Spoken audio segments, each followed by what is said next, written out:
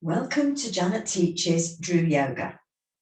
What I want to go over in this video is explaining the reason we do everything on both sides, in both directions. Something we do throughout, and any of you come to my classes, you'll be used to saying both sides in both directions, keep the balance. But what am I actually meaning by that? As most of you will be aware, you've got your left and right brain, and they have different functions. Now, your left brain, I like to think they're representing logic. So that's the part of your brain that's saying, this is what I have to do in this order, that I have to remember to do that this is how mathematics works, or whatever. It's very, very logical and linear. Now, your right brain, I like to think of the arrows representing romantic, okay, in the widest sense, in that that's your imagining. That's what ifs, and I don't mean the what ifs in the bad way of oh, what if I hadn't done that, but more what we could do, and that's the creative part of you. So that allows your mind, when you say you're daydreaming or you're drifting off, that's right brain. So left brain logic, right brain romantic. Now, when we're all naturally slightly more one than the other, we need both. We need logic and romance in our lives. But we are character-wise a bit more one than the other. So I would describe myself mostly as a bit more romantic. I am very creative. I'm very, I could do this and I could do that. And there's all sorts of ideas all over the place. I can be very logical and very planning, that is there. But for instance, learning languages, mathematics, reading music, all to me feel like language. And I struggle with those. There's a very clear pattern that I struggle with on that left brain. Whereas if you ask me to imagine something and create something, my mind is almost limitless. So we need the balance, because I need to think logically. And those of you who are very logically minded and see everything in steps and stages, and there's got to be a mathematical explanation, and then you need a bit more right brain. So what we're doing is balancing those out with the movements. Now, as well as, if I do that movement, I'm going to do that movement. I'm going to make sure I do it on both sides. And that on a physical level is making sure that both sides get used, because you are right-handed or left-handed. So you will use one side more than the other. So you need to make sure on a physical level that you're balanced.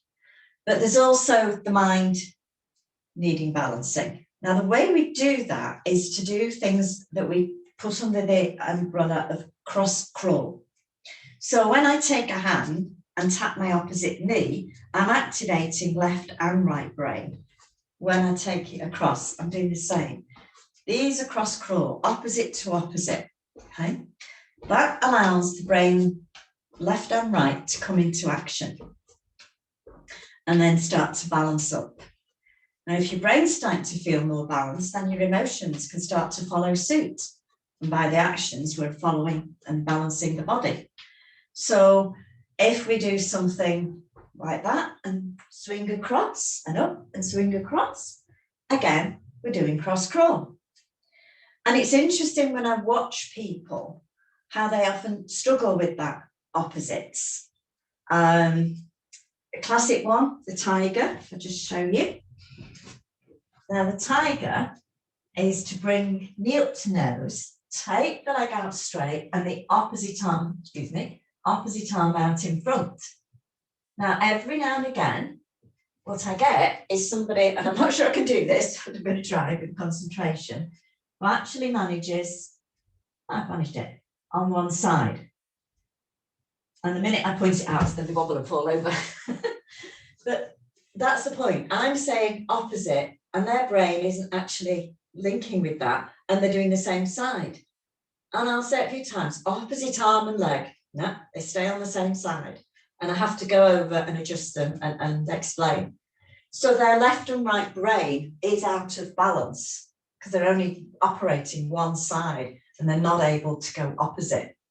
So bring that awareness to yourself. How easily do you do opposite? We do some exercises which really do start to work the brain. So sometimes I will do where we tap the heels. So we do that for a little bit. and then we tap the toes. See, I'm going opposites. And then I mix it up and I go toe, heel. And what will have happened there, people have gone to the easiest side first, and then I say, swap it over. By which time there's quite a lot of people going, da, da, da, da, and getting, the brain is struggling with this new information, but it needs it. Then, you know, the more you struggle with something, the more actually you need it. Because if you find it easy, then you've got the good balance, which is great. And I usually finish that off that way. And again, I see people getting all mixed up and trying to do the same side, and it's just doing that. Okay, so start to notice. Can you easily go opposite?